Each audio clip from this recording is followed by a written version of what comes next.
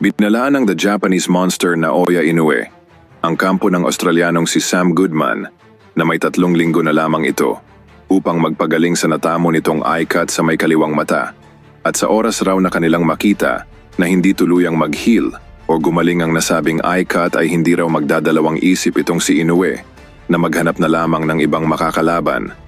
Sa madaling salita ay nakahanda ang team Naoya Inoue na palitan sa Enero itong si Goodman.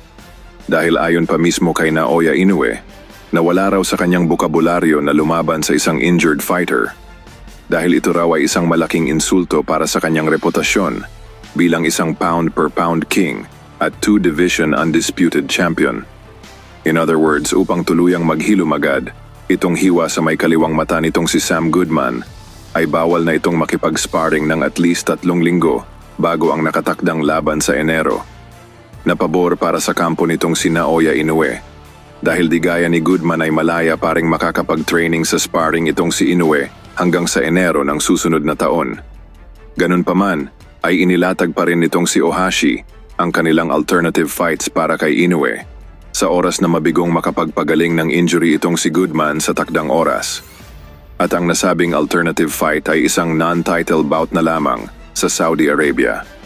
At dito ay posibleng maipasok ang laban nitong si Inoue kontra John Riel Casimero o Elijah Pierce dahil batid ng karamihan na itong dalawang knockout artist lamang sa super bantamweight ang may reputasyon ngayon sa Saudi Arabia na maaaring makapagbigay ng challenging fight kontra sa Hapon na si Inoue.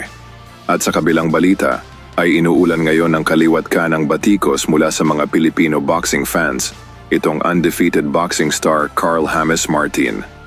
Ayon pa sa mga boxing fans, ay saan raw ito kumukuha ngayon ng yabang at lakas ng loob upang hamunin si Cuadro Alas, na literal na wala pa naman itong napapatunayan pa sa international boxing stage.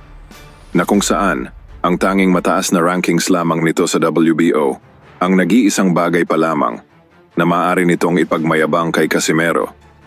At alam nating lahat na ang nasabing rankings ay hindi naabot ni Martin sa mga quality fights, kundi ito ay naabot sa tulong ng connection ng handler nitong si Gibbons sa mga sanctioning bodies.